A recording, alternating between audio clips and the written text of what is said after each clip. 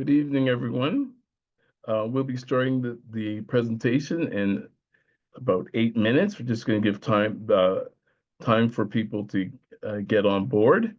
Also, if you have any questions, please put them in the Q&A. Thank you.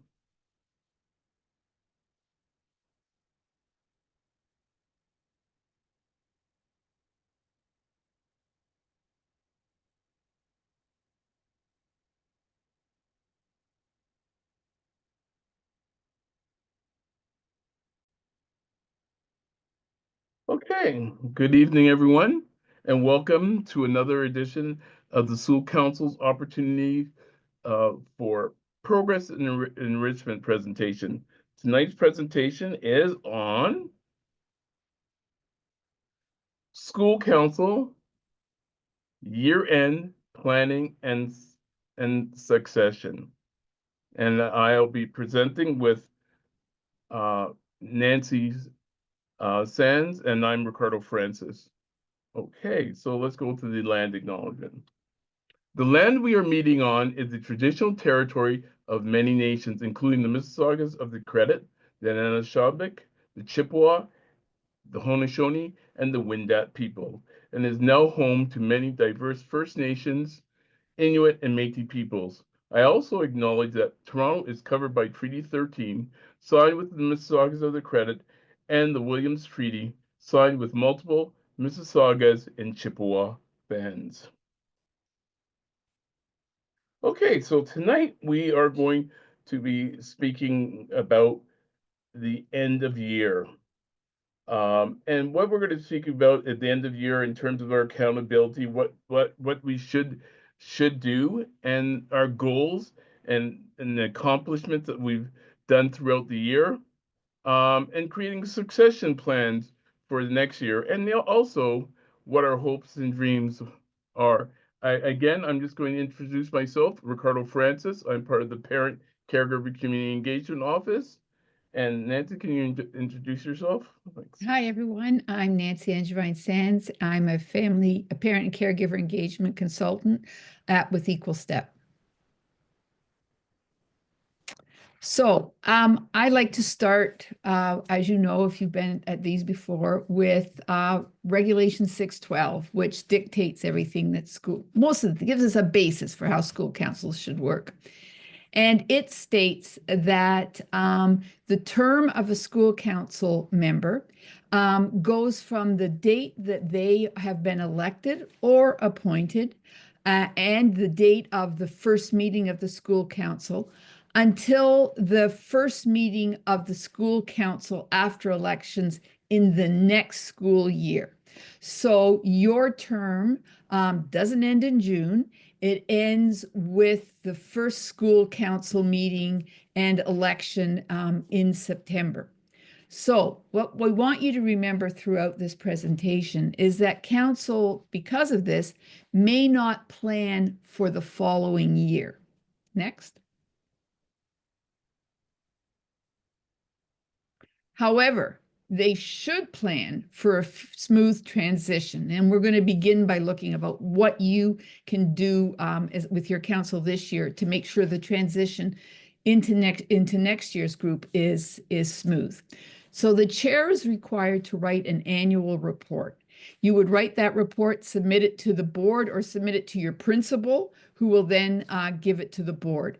You want to list the council meetings that you had and the dates that they were held on, any activities or events that the school council had, and any relevant decisions that advance the work about council. That doesn't mean you have to list every single motion that was passed at your meetings, but the relevant things, the decisions you made that advanced your work. The treasurer is required to complete the PSAB, the Public Sector Accounting Board. That's their annual report. And that report would list all of the incomes that the council had and all of the expenditures. Next. It's a good idea to have you can do a survey. I would prefer like a structured discussion amongst your council and any attendees about feedback about what went well with the council this year and what needs to be improved. And we're going to look at this a little more in depth as we go along this evening. Next. So as part of your transition, it's a good idea. This is separate from the annual report that you submit to the board. It's a good idea to create a report for next year's school council. So they aren't starting from scratch. I know many of you may be on the council again next year, but there will be new people coming in. And it's a good idea to let them know what activities and events did you hold as a council, what committees did you have, both standing, those are the ones that are listed in your bylaws, and ad hoc. Those are the committees that you just created because this year you needed a committee to do something. You might want to add some suggestions that you have for overcoming any hurdles. What hurdles might that be? Getting parents to come out to events. What did you do to do that? And you know, we hit hurdles in everything we do. So any suggestions you would have for the next council? Any ongoing budgets? The TDSB allows, the finance department allows councils to carry funds over for 2 years if you have an ongoing project. So if there's any projects that are going to run this year and next year and the money is set aside for that, you want to let them know that in your report. And it's always a good idea to include a copy of your council's bylaws. Next.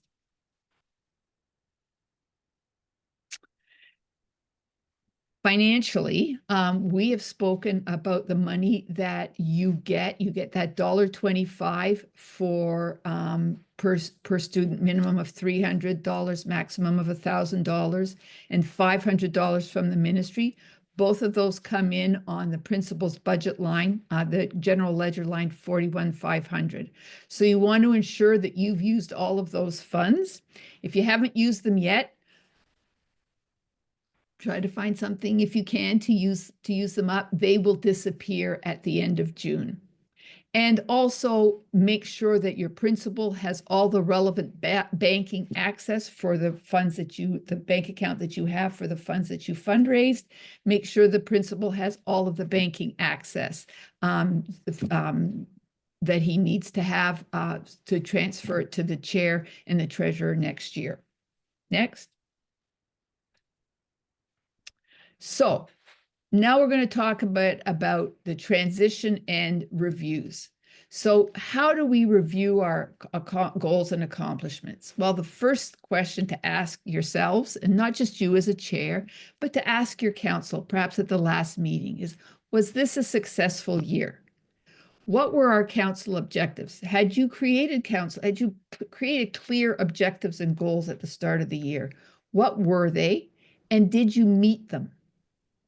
And if you didn't meet them, that's okay. But if you didn't meet them, why not? What got in the way?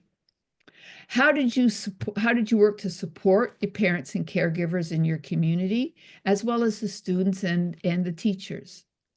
And what wasn't successful, and how could it be improved? I'm going to repeat myself this evening, I know, because I think this is the most important question to ask ourselves.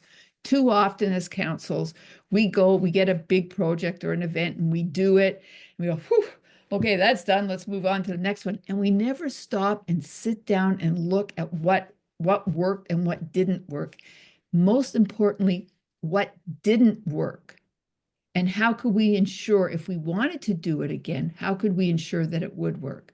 Because just because it didn't work doesn't mean it wasn't a good idea. It just means that some hurdle got in the way that you couldn't get over, and what do you need to do to get over it the next time? Next. I'm just going to remind everyone that if you have any questions, please put them in the Q&A, and we'll be answering them at the end of the presentation. Okay, I'm up.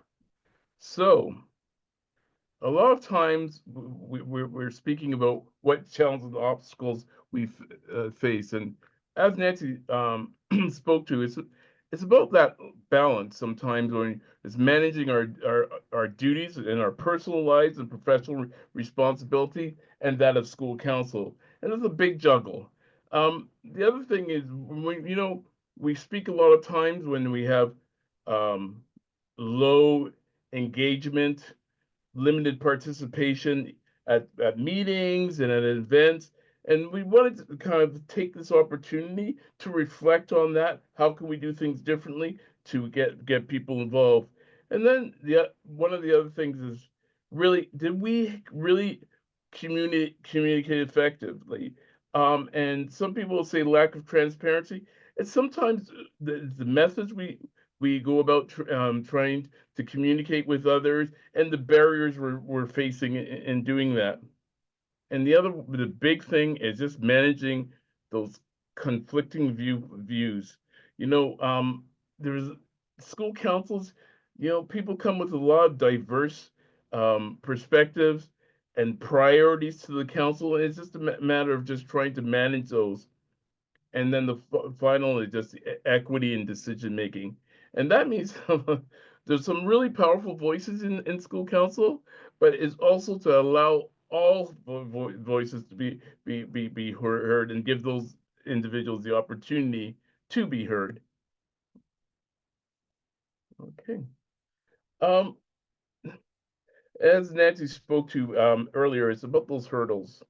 Um, and some of those hurdles could be just logistical, like when we are trying to plan events and where we're going to plan them, how we're going to plan them, and then did we give enough time to um, to provide that opportunity for the vendor or the place that we're having the event. So these are all things that you could look at. And then one of the big things is when we're thinking about school councils, and we have a lot of genuine ideas coming forward, but one of the things is the hesitation for individuals to change. School council has to be flexible. We are always adapting at the TDSB. Things are always changing, and it's really good if individuals can really embrace new ideas. And when we talk about the bylaws and policy gaps, I really, really encourage people to really get a firm understanding of the bylaws and relevant school board policies, which is available on our school on the TDSB School Council website. Please take a look at those because that could also help you in terms of things like what I'm going to speak to late now is unresolved conflicts, is difficulty managing disagreements, and sometimes these disagreements are just that people haven't had the feel that they're unheard, or there's things that have occurred with the school council that they feel are unresolved. So it's really taking that time to really look into these things and not brush things aside or bury them. And the other thing is poor agenda and time management.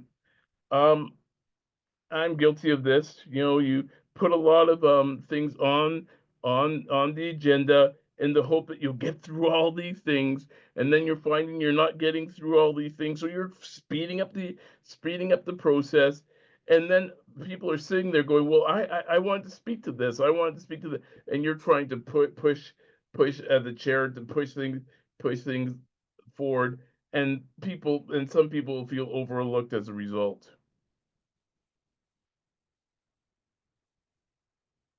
Okay. So what can we do to eliminate some of those barriers? Well, one of the things that we all know is that there's multiple languages. People speak multiple languages at the TDSB, so we can provide interpretation services at meetings, which is free, and then we can also um, translate meeting notes into multiple languages.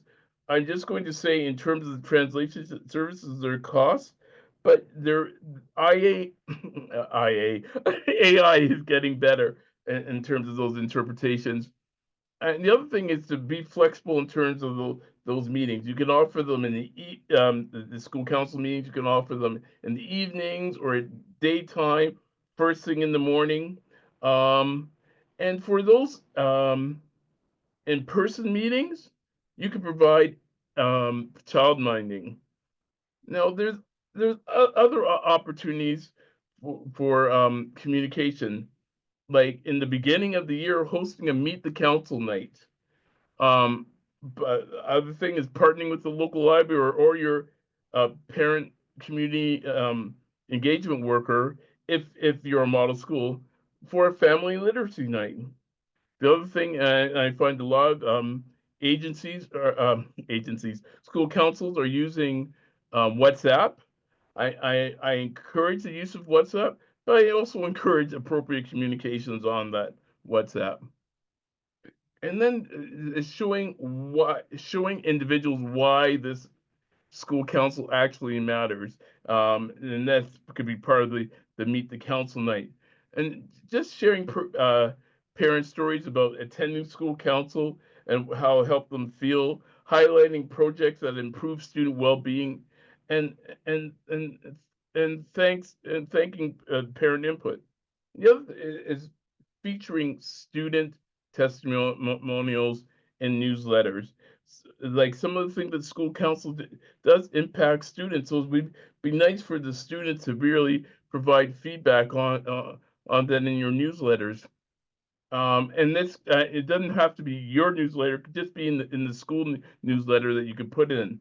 And the other thing is ways to really support the goals of families. But and really, and it's having that understanding.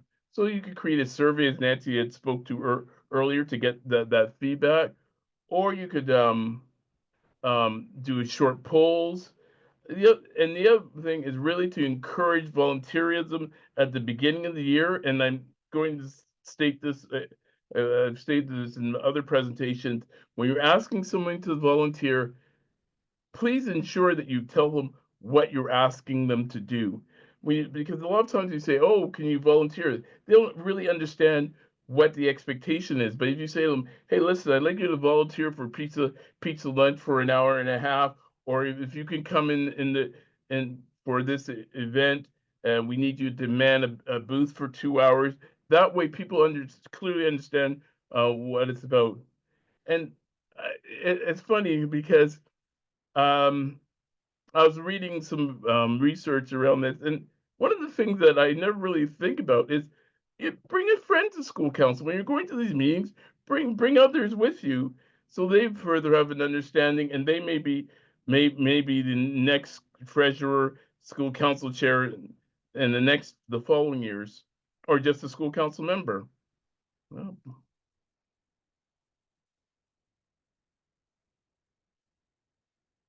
okay, it's giving me a little bit of a hard time with those clicks here. Um, So one of the things when we look here, we talk about the workshops and information center sessions, the projects supported by school council. What we're really doing is opening more doors for families, to parents and caregivers to connect, and they can contribute and feel heard. Um, and have if we have more flexible options for them, occasions for people to interact and have fun, welcoming events. Every action, big or small, helps build a stronger, more inclusive school community. Fundraising is an opportunity, but it's not the be all and end all. Thank you. Next.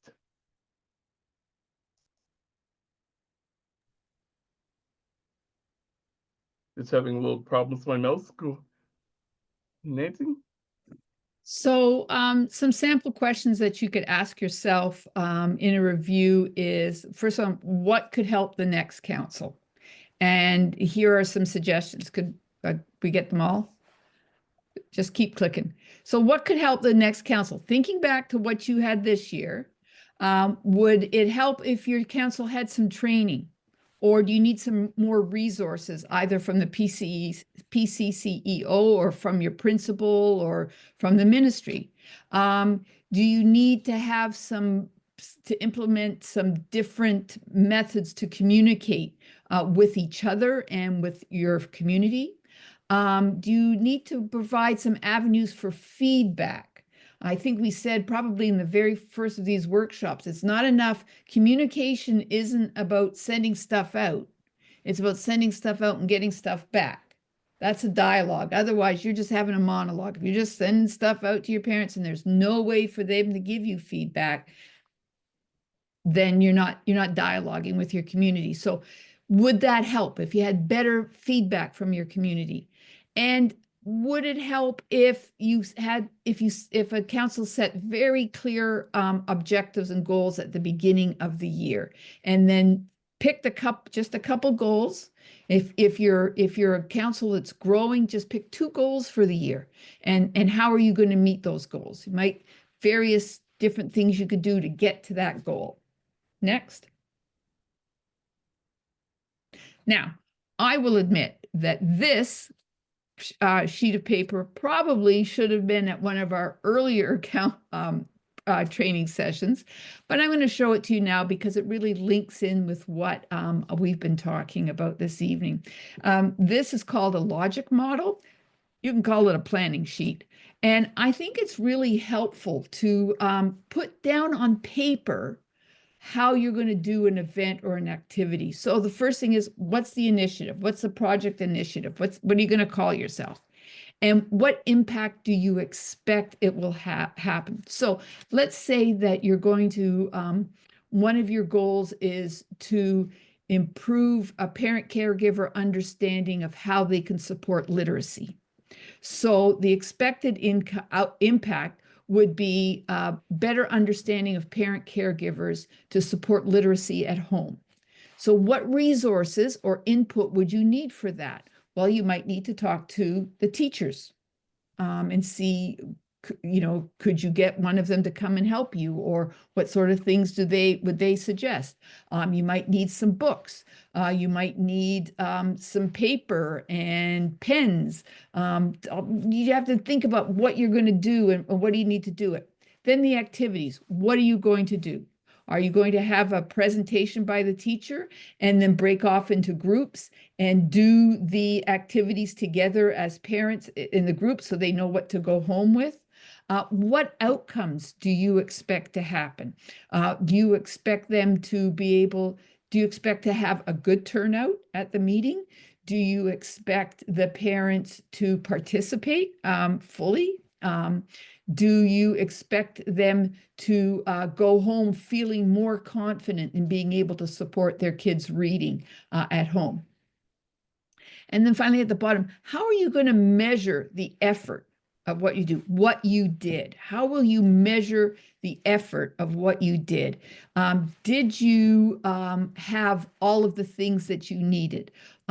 Did you have enough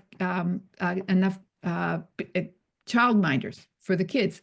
Did you have food for them? That would have gone up in the resources and inputs. And then finally, how are you going to measure the effect? What changed? This you can't answer right away. This would have to be answered after a bit of reflection. So if we stick with my suggestion or my idea about the literacy night, is in speaking to the teachers of the parents that were there over the next month or two, did they notice any change in their students' reading? Did they notice any change in what the kids were bringing home or what they were hearing from parents?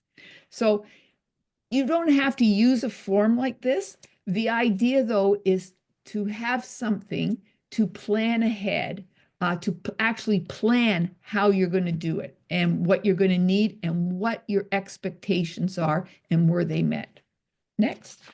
I just want to speak to one other thing in terms of those expectations and trying to figure out the impact of things. You could have a quick opening survey that would say something like, if it's the example that Nancy gave of a literacy night, like what do you know about certain things about literacy, and then at the end you send out another survey seeing where parents are now at as a result of the learning. Okay, so this is very quick. We're going to go over this. This is about the School Council and Innovation Grant. I congratulate all those that had the opportunity to utilize this. The goods receipt is, it needs to be received by May 16th. And all unspent funds must be returned by June 13th. And the final report is due on June 20th. Okay, so we have been speaking up until now about how to wrap up your year, what reports you have to do, what things you should be thinking about to end the year. We're now going to talk a little bit about succession plans, thinking ahead for next year, for next year's school council, and getting ready for them to come in. It's really important that we think as a council at the end of the year, we look around the table and we see who's here. Who's here? Who are we hearing from? Usually the people who are sitting at the table or are sitting in the audience, the same ones that come every single meeting, are the ones that are already engaged. Parents who show up maybe once or twice, maybe they're not so much engaged. They can still be very engaged at their home. I don't want to give the impression that if you don't come to a school council meeting, you're not engaged in your kids' education. We know from lots of research that many parents are. But if we want to hear from them, if we want what we do as successful, we have to consider that. So look at who sat in the room with you at your meetings. How were the race, the class, the ethnicity, the language, ability, nationality, and education? How were those streams that are available in your school? How were they represented at your meetings and in the decision making? Next. I'm asking you to consider who was here at the meetings and who was missing, which voices were being heard and which were silent or silenced. And that's really important. I think I had a slide at the last one of these that said that just because you were invited doesn't mean you were made welcome. And what needs to change so that we can hear from the people who are at the margins so that we can start to bring them in. Next. I just want to speak to one other thing in terms of the idea of this participation. I'm kind of losing my thought here, but it's just the whole idea of how you go about inviting people to school council. And one of the other things that I really strongly encourage is really utilizing subcommittees. These are groups that can work on their own on projects that because they're unable to come to school councils, and then they present whatever their findings are or whatever they're doing to the chairs, and then you can discuss it amongst the membership. So these just gives a broader opportunity for participation at school council. So the Regulation 612 gives the principal the job of organizing and running the election. So what can you do as a council? Remember, as I said at the beginning, your role lasts until the election in September or October. But what can you do as a council to assist the principal? Because we know they are really busy all year and especially in September.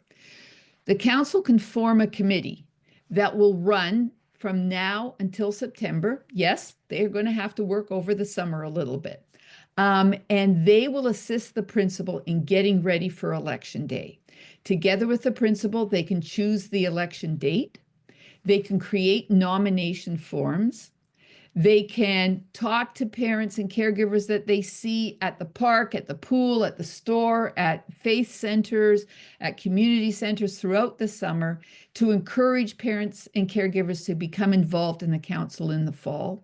And then they can plan election day, creating ballots, gathering any candidate information if that's what you decide to do. It's not necessary. Each council can decide for themselves. To make a list of the officer positions that you will vote on after the election of members. Let me take this opportunity to emphasize that the election chooses members. Once those members are elected, then from the members choose who will be their officers. Next.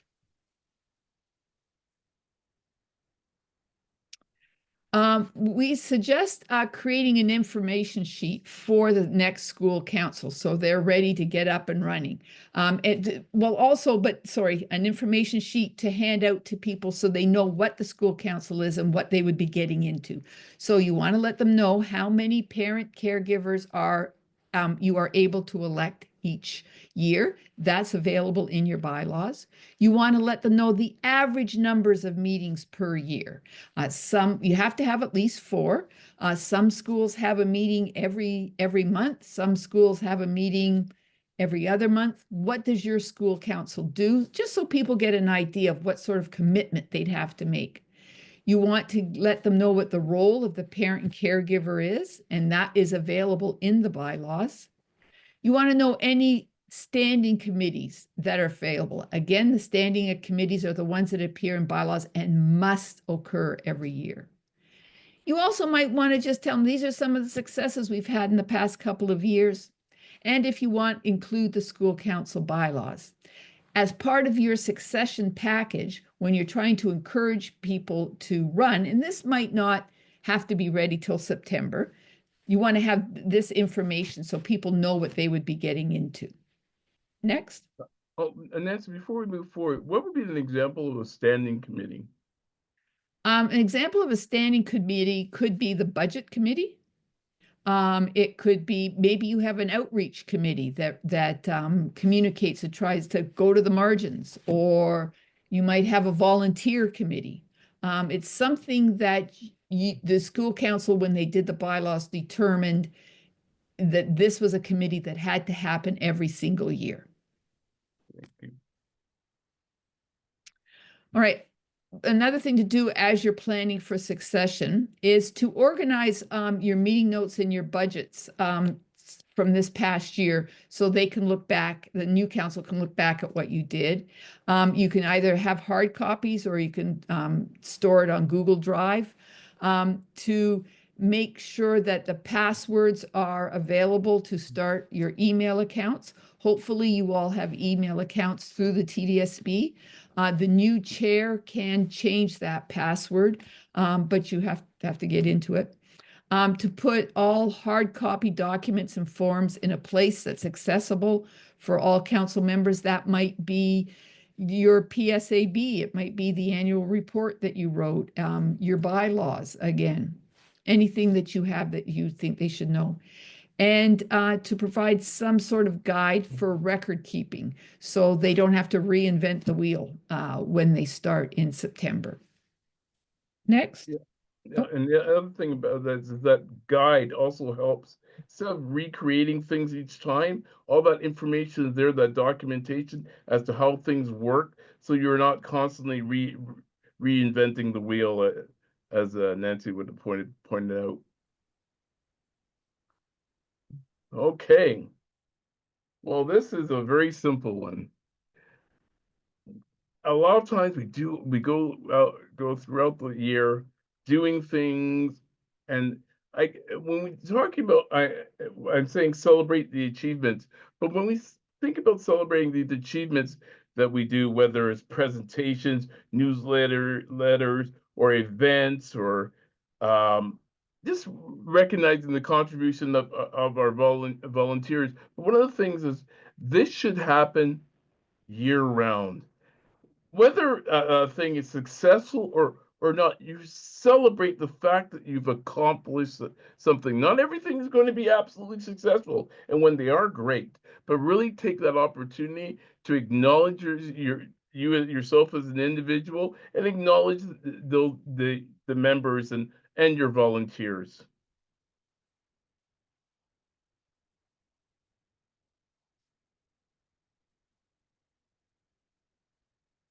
This is yours, Nancy. All right. You know what? I think we said it before when we were talking about volunteers is host a thank you or in person or virtual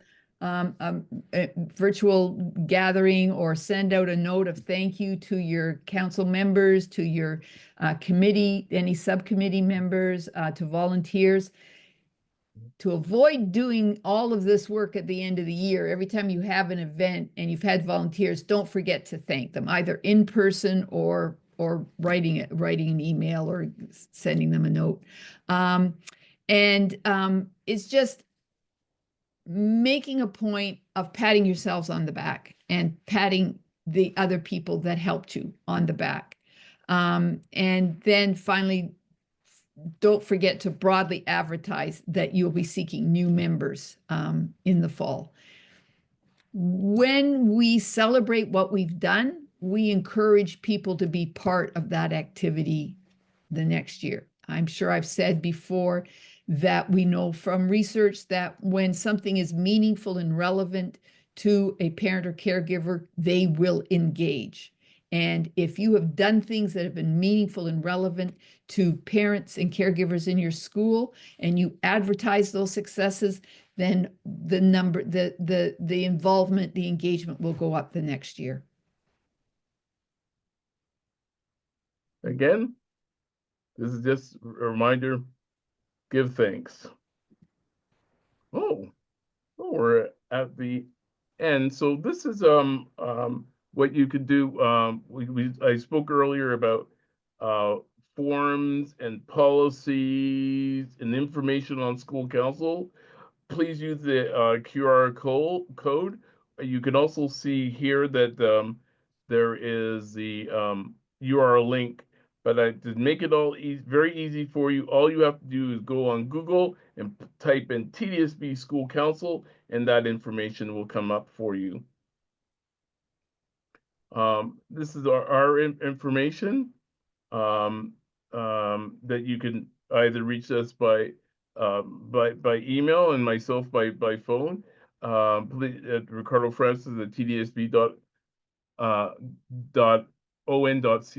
or with equalstep@gmail.com. And then right now, Nancy and I and the PCCEO office would like to thank you for your dedication to student success and your school council. Your work and sacrifices are truly appreciated. And that's coming from the bottom of our hearts. Thank you. And now we'll move into the questions and answers, and then we'll be looking at the Q&A. We'll be stopping the recording now. Thank you. Okay, so Ricardo, I'll read them out and you can answer them. Is there a template for the year? Is there a template for the year-end report available anywhere? For the annual report and the PSAB. Yeah, there is a template for that. Yes. Yeah. And it's available on the website. And if you can't find it there, please just send me an email and I will share it with you. Can you give us some more information on bylaws? Okay. Well, the bylaws are available on the TDSB website. The bylaws are kind of like a guide as to how you should run school council. It also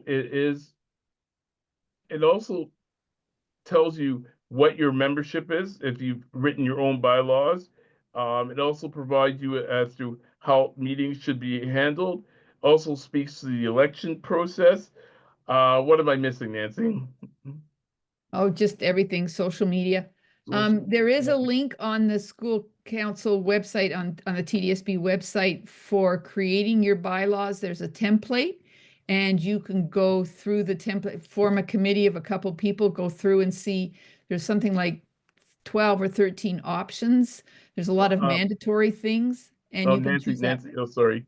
No, at this point in time, because the bylaws are going to be under review, we are just using the current template. There is no options. Okay, sorry. Sorry.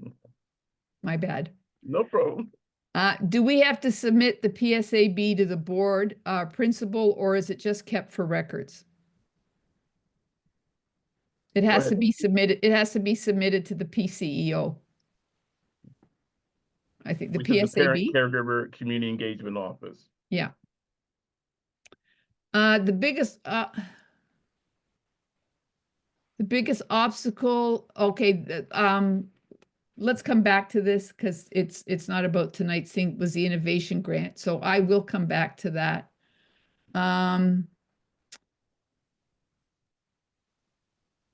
Again, the year-end report, yes, it goes to the TDSB. Nicole is saying you can share PX why school councils matter on one page designed to explain to councils how to parents how school councils are valuable. Thank you, Nicole. I will put that in the chat, I hope. Let's see. That's going to go into the chat right now.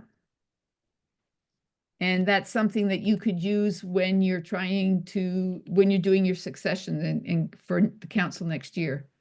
I see a Having comment in regards to advocacy, yeah, in terms yeah. of the Ministry of Education and proper funding for schools. Yeah, we're all feeling that pinch, and we understand, and, several programs are being cut, and we'd like to encourage people to have voice around that. But that's all I gotta say on that one. So Margarita has a suggestion to encourage participation is having your meetings hybrid or online, and tell the school that they can reach out to the school email address. Yes, absolutely. Where could we get a copy of a fillable version of the project initiative form? I'm not sure if you could just, whoever asked that question, if you could explain, I'm not sure what you mean by that, the project initiative form. Are all of these reports mandatory as part of 612? It seems like a lot of formalities for volunteer work. You know what? You're absolutely right. And what we have suggested in the review of what you're doing is not mandatory. It's just we are suggesting it as a way to just go over at the end of the year, talk about what you did and any suggestions that go forward to the next year. I'm sure you know as a council member this year, I'm sure there are things that it would have been helpful to know that previous councils had done. But you don't have to write a book. You don't have to write a book. Who's got the time for that? Just a couple of ideas, just a couple of suggestions, thoughts of what you have done. You do have to write an annual report. That is part of 612. And the PSAB is a TDSB board requirement. So those two reports must be done. Yeah, and for the report, you can just use bullet points. I just got a question for you, Nancy. What do we do in September about council members who are no longer with the school council because their child has graduated? Are they expected to attend the September council meeting? How can they support transition when they are no longer affiliated with the school? A really good question. If their children have moved on to the next level of education, no, they are not expected to be at the September meeting, but it could be made clear to them in June, or by if you form an election committee, they could contact them and say, this is the date of the meeting if you would like to come and do anything. There really is no work for the council to do at that meeting in September. That meeting in September really is the election. In most cases is the election, and then the new council immediately takes over. So if they've moved on, they've moved on. They don't have to be there. So this is another question. Is the council meeting 30 days from starting the school calendar? No, it's not the school council meeting. It's the school council elections that have to happen in the first 30 days. And that election is to elect the membership, which then those members then select who the school council executive would be, and that would be the executive is your chairs, your treasurer, and your secretary. But yes, and thank you for asking that question. I've asked it for years. It's 30 school days. It's not 30 calendar days, it's Yes. 30 school days. Oh, So wait, yes, you that's have correct. until about the first week of October. And usually the first council meeting of the year, most schools have their election that night too. You mentioned TDSB accounts plural. Does school council have only a single TDSB email address? Yes, school council has a single TDSB email address. It now stays with you year to year. The new chair that comes in, depending on who gets access to that council email, probably maybe the chair and the secretary, maybe, they can change the email on it. It must be noted here that if school council members' children are leaving the school, the parent's spot on council ends on the day that their children ends being a student in the school.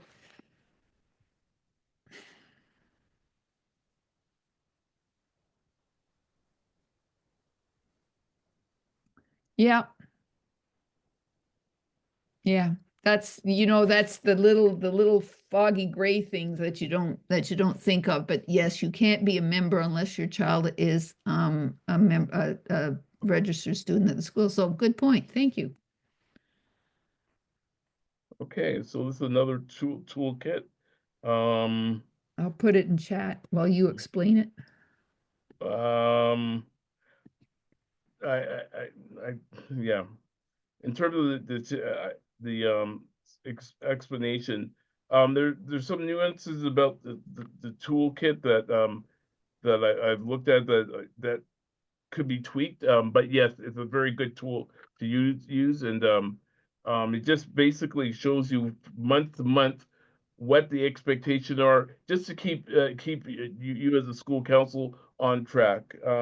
And so yeah, it's an excellent tool to use. Um, oh, yes, of course, yes. If you have not spent your $1.25 per student or your $500 allotment, can you spend it now? Yes, we encourage you to spend it, because it's lost that come the end of June, that money is gone. So really, but make sure it's on parent-centered initiatives. Yeah, what I would say is if you haven't spent it, then that is one thing that you definitely want to tell next year's council is there for them to use, so that that money is used. The $1.25 is meant to be used for school council business. So if you wanted at the last meeting of the year to have a celebratory meeting to celebrate the things that the council had done and to seek input from parents on what worked and what didn't work, you could use the leftover $1.25 amount to buy refreshments, to send out notices about the meeting. The $500 is from the province, and it's meant to be used for parent caregiver engagement. So you could use that money to have, it's the middle of May, you've got time to do one more workshop for parents, one more event to help them through something. Maybe you could do an event, things that people could do during the summer. Ideas of things you could do with your kids, learning activities, giving you an example of stuff of books to read, of activity to do, games to play, things to look for, going on nature hikes, things like that. That would be a really good how to survive the summer with your kids workshop. Next question: how to get teachers engaged and have more teacher-led events? Well, how do they get the teachers engaged is especially when you coming up with ideas that are curriculum based and that support student learning or well-being. Teachers are really interested in supporting those. In terms of those teacher-led events, I'm going to switch it to those events that are led by the school community with teachers.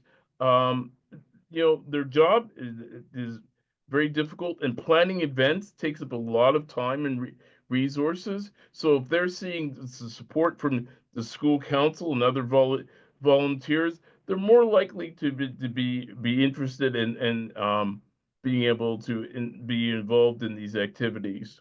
You want to speak further to that, Nancy?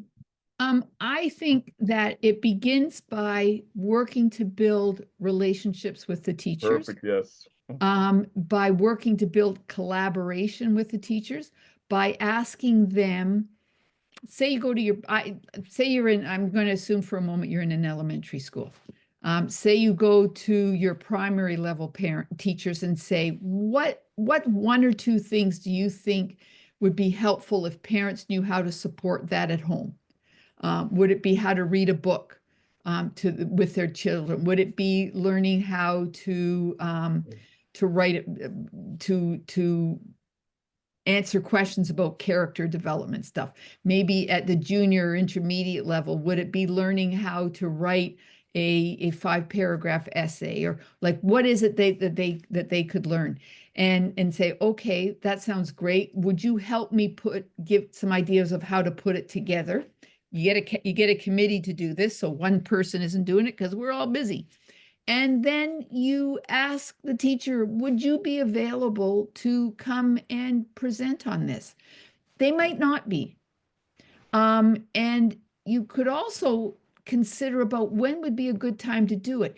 If you are in a community with a significant number of parents who are home during the day, then you might want to offer it at lunchtime, or right after school, or right before, well, probably not right before school, but it doesn't have to be at night with your school council meeting. So think about that.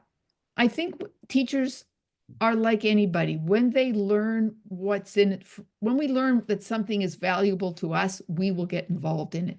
And if teachers see things happening and they see their students' grades improve, their abilities improve, then they're going to buy into what you're offering. But it's about start small, and it's about collaborating with them and seeing what works. Okay, so we have an individual that is still not able to access their email, and we are now in May.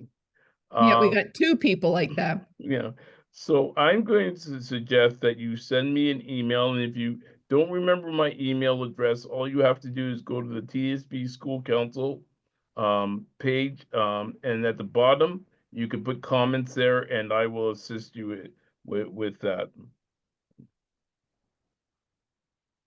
Does the principal have access to what the school council budget is? And if so, what do we do when it is not provided to the council when asked?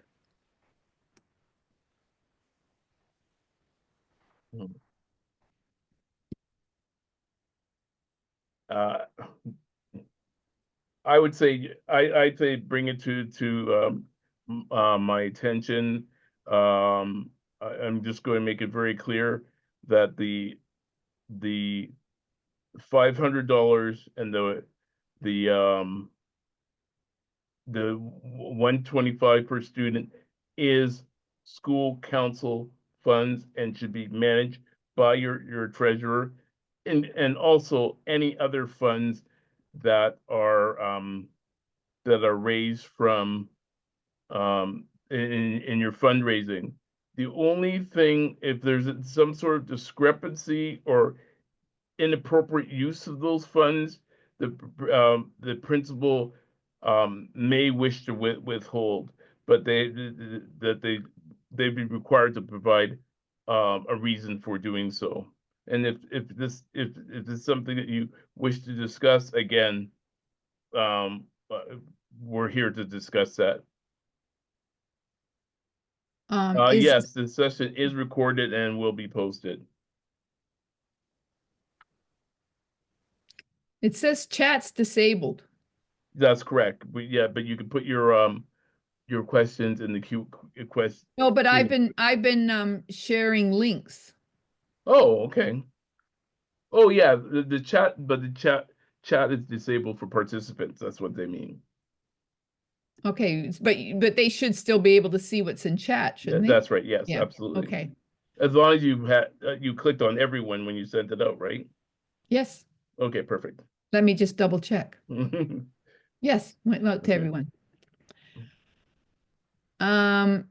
If there's three co-chairs for one school, do they get one TDSB or three different emails? You get one TDSB, one email, and you would share it.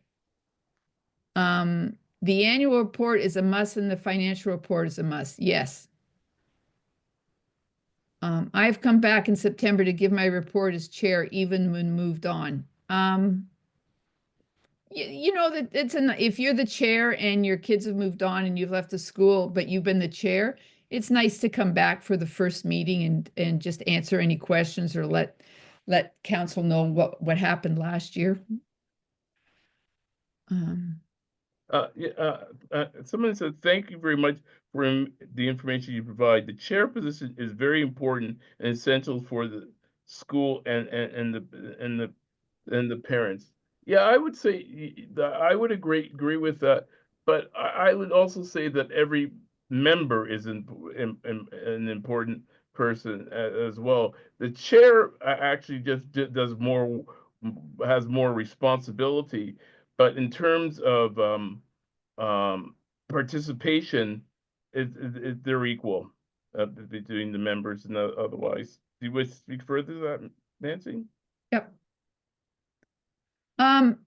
Can't you be a community member on council if your child is no longer in the school? Okay, that's a good question. So Regulation 612 allows school council meetings to be open to the public.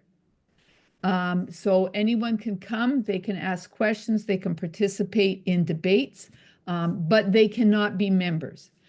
School council should have a community representative that the council appoints on their own. That person should be appointed after the council has discussed what their objectives for the year are. And then they would go out and they would find somebody within the community at a business or an agency or something that could support them in their goals. So, for example, let's stick with the literacy example I gave.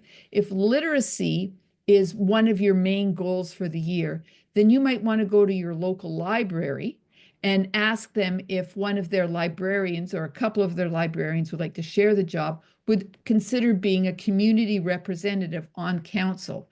Then when you're discussing what you're going to do and how you're going to do it, there's a really good resource to come in. If you want to do something, if you're a high school, for example, and one of the things you want to do is help parents to understand how to prepare their kids for post-secondary education. Part of that is money. You might want to go to your bank and ask if, or trust company, and ask if one of their employees or a couple would consider being a community rep. It's always nice to have someone who has been involved with the school before coming back and supporting your work, but I personally like to see school council, see the community rep on a school council be someone with an expertise that will help that council reach some of their goals and objectives for the year. Okay, the question is, I was told that money is used for photocopying that is done for the school council by the school. Yeah, that's a reasonable expense, yes. But you have a right to know how much was spent, like what are they charging you per sheet of paper and how many sheets of paper were used to photocopy. You have a right to, and you need that for your PSAB. Okay, so nothing showing in chat. All I can say to you, to everybody, and I apologize that nothing's showing up. If you scroll up through chat, you will see look for Nicole. You will see the two links. There's just, I think I just put two links in. Yeah, I just put two links in. So if you go on to the Q&A and you scroll up, you should see the two links. Where to find the PSAB for the financial records? There's a copy on the school council website, isn't there? Correct, yes. Okay, so this is an interesting question, and that this person entered, became, had the position on the school council and started in February, but the first meeting that since then is happening on May 21st, and they find it a little bit late. And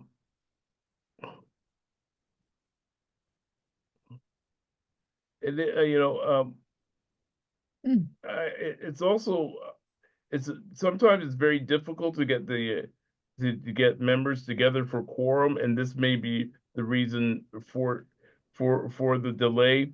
That's something you'd have to really just discuss with your school council, because they don't know really um what happened there. And for next year, you may want to be a part of that scheduling of those meetings to ensure that you're not running into a date that you feel is a little bit too late in the year.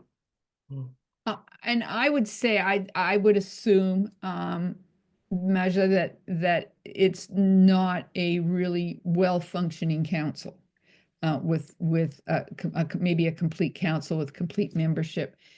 Anybody who runs into a situation like this should never hesitate to contact the Parent Community Engagement Office to ask for help and to ask for information. Never, never, never hesitate to do that. Okay, so can you advise council on the role with the SSON, which is the school statement of needs, and if it does, not get sent to the principal, but directly to the secretary and superintendent?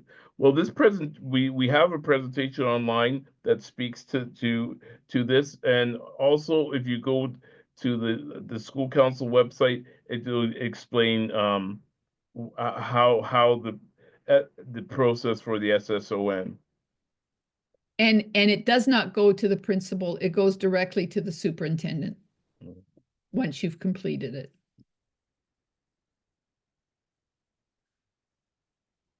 Okay, yeah, everybody. So all I can say is to go back in with the chats is to go back into so you know what? I'm going to tell you because I see that beside everyone's name, you can see the time. So in the Q&A, you would be able to see the links at about 7:18 and at 7:24. So if you scroll up through the Q&A to 7:18 and 7:24, could be 7:17 and 7:22. I mean, but there you'll find the links. Suggestions on how to fundraise for end of the year celebration, like gifts and prizes, who to go for help.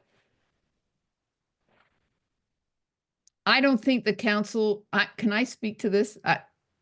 I'm just speaking personally here. I don't think the council should be asking parents to contribute money to buy prizes and gifts for other people. Money's tight for people nowadays, and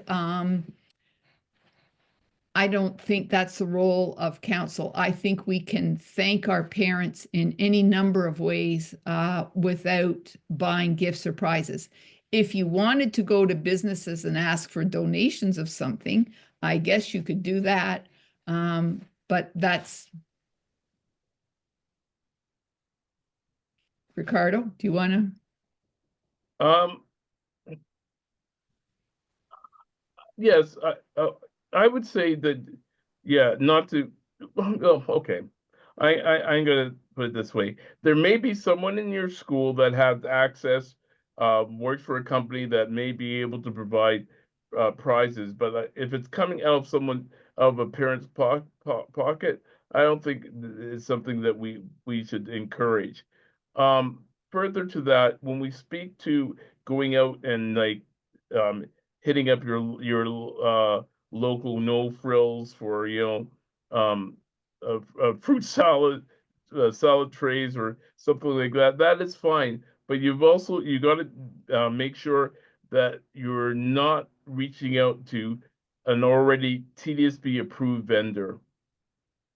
And so, yeah, that practice of going out to your local community, to find has been going on for many years, and I think it's appropriate. And a lot of these businesses want to support their local schools, so give them that opportunity.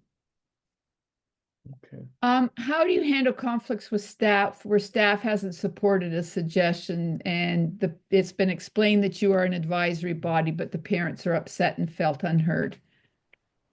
I I feel for you. That's really hard. Again, and I'm talking about next year. Well, you want the graduation this year. I think it's about building those relationships. All I can suggest, just off the top of my head, and probably about 9 o'clock this evening, I'll think of something else. But what I would suggest is maybe if you have a good relationship with your principal, is going and talking with the principal about it. Not to get the teacher in trouble. That's not your aim. But your aim is to try to understand what the hesitation is on the part of the teacher. And to find if a compromise is possible. Maybe, end of the year is really tough for teachers. There's a lot they have to do. And if they weren't planning on having an event for their kids, to think about having to add that to it, and they may be thinking, oh my God, they want this, this, and this. Maybe if you could scale it down and say, could we just do this? And it's about negotiation. It's about negotiation and knowing where you could start. Maybe the negotiation begins with the principal. Maybe it begins with sitting and talking to the teacher. But as you've said, you are only an advisory body. And if it can't happen, all you can do is make the suggestion and try to find a way to try to have some good reasons for the parents so they understand and that so that the parents understand that we can't always get our way. I just want to point out that, Nancy, that people are saying they can't see the Q&A. Yeah, no. We're having a technical difficulty. What I am going to say is that this is for, and I'm just going to ask Nicole if you could share those links with me on my email, and I will ensure that if they're not already on the school council website, it will I will put it and it'll be located in the tools and resources for school councils on our website. Well, and the wonderful Nicole has also added just the straight email address for PIAC. So get your pencils ready, okay? www.torontopiac, that's PIAC.com, torontopiac.com. If you go on that site, you will see all of the links. You will see the toolkits. You're just going to look for toolkits and it'll be there. Thank you, Nicole. We are having problems with accountability and transparency with our school principal. How do we find support? Well, a number of things that happen. One of them is building those relationships and trying to understand what why things are or are not being done, and just to have an understanding of that, because sometimes it's not. Well, I'm just going to put it out there. I'm going to be very transparent with this. For sometimes we don't like the answers we're receiving. And there's a number of factors that may be at the school that prevent the principal for doing the ask, being able to follow through with the ask. But the principal, though, has to be clear as to why things are not being done, unless it's an issue that falls under our Freedom of Information and Privacy Act. So I guess this is something, though, that when this happens, this is the reason why you have the parent community engagement office, and you should really share that so we can help you in that area. And again, it's TDSB School Council, and my name is Ricardo Francis. But if you can't remember Ricardo.Francis at tdsb.on.ca, you can just go to the comments section and put that question there. Someone says we can't pay for gifts for parents or teachers. You cannot pay teachers to come and do a presentation. There is no prohibition against buying a little thank you gift for a teacher or for a parent, but there is an accountability transparency issue I am suggesting that when you are raising funds, first of all, when you fundraise, it's a policy of the board that you must have the reason for the fundraising decided ahead of time. You cannot just raise money and then say, well, how are we going to spend it? You have to know what is the purpose of the fundraising. That has to be advertised to your community. So if you want to advertise to the community that you're fundraising for gifts for parents, you can do that. There's also the comment that all funds must be 100% for students. No, that's wrong. Your purpose for raising money isn't to buy things for the school. If you want to do that, if the school parents, the school community, if they want to do that, they can do that. Your primary reason is to assist with student achievement. That's one of your mandates in the legislation, is student achievement. And we know from research from around the world that one of the top five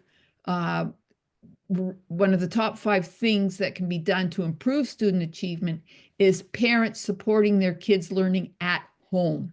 So the money you raise, I would hope, a significant portion of the money you raise would be used to offer events and training sessions and workshops and webinars for parents on how they can support their kids' learning at home.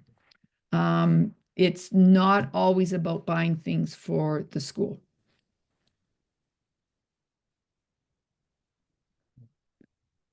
Just looking further.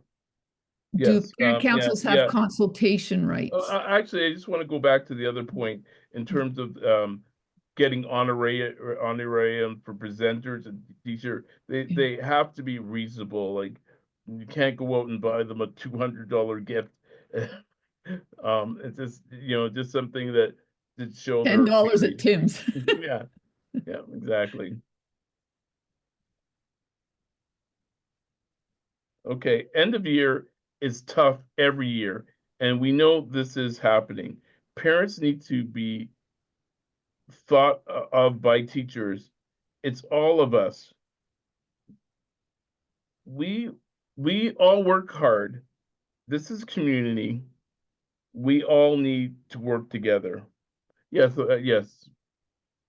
I would agree that it should be everybody working together as a community. And yes, it's tough for everybody. I would agree.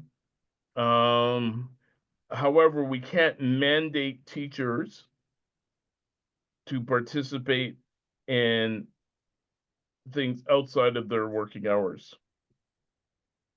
Again, for them, it's equally voluntary. Your other source for information, though, is if you're doing if you're doing a workshop for parents, is you could go to the board and get one of a board staff, say like a math consultant or a reading consultant, and ask them to come out. Quickly, because we're almost at 8 o'clock. The SIP, we did a session on the SIP. You should be able to find it on the YouTube channel.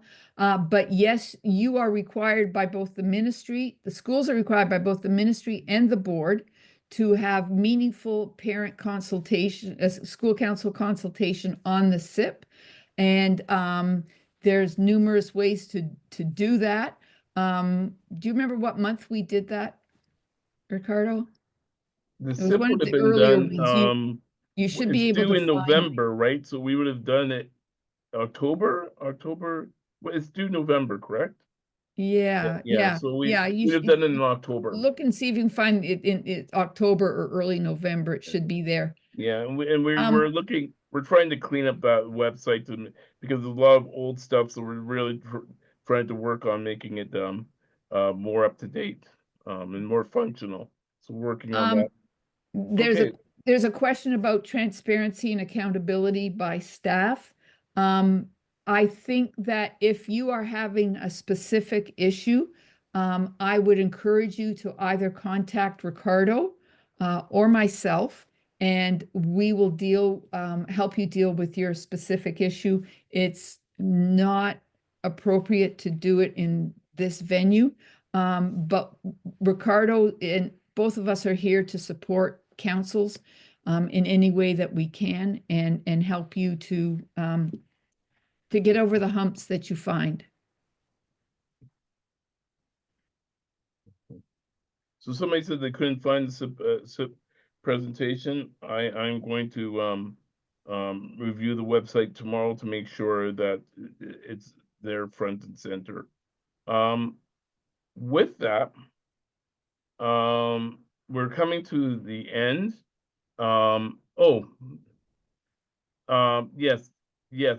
Again, this presentation will be put on the school council, the parent caregiver community engagement um, um, YouTube channel. It should be available by Friday.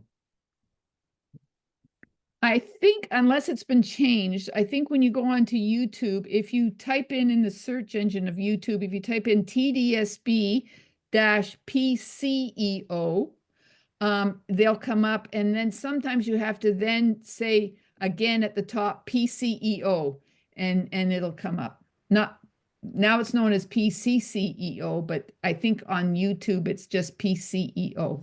Yes, that's correct. Yes, yes, still under the old heading. So yes. So with that, I'd like to thank everybody for their participation um this evening. And I really want to thank you for all the work that you've done throughout the year, supporting school council, supporting staff, supporting students in their success and well-being. This is really, really important. I know it's a hard job. I know it takes time, but we really truly appreciate that, and I'm sure your school has benefited a great deal from your efforts, and we really like to thank you. Nancy, do you have anything else to add? No, just thank you, and I hope that you and your families have a really wonderful summer, filled with fun times, relaxing times, and hopefully sun and warm weather.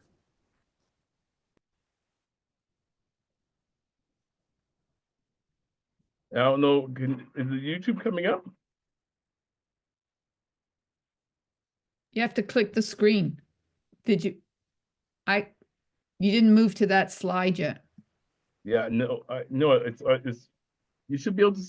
Now you can get whiter teeth in just one day. It's not showing. White deep I don't see. I don't see it. revolutionary toothpaste that I Is can it hear showing now? that. Okay, we'll just hear it.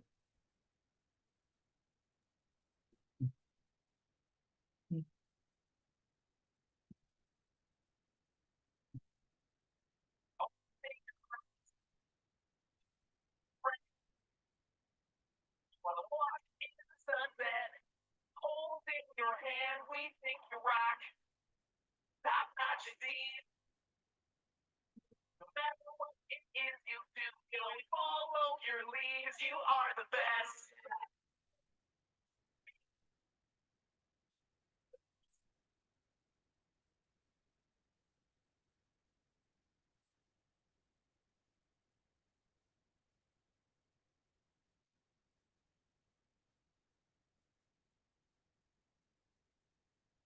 And with that, we wish you all a good night.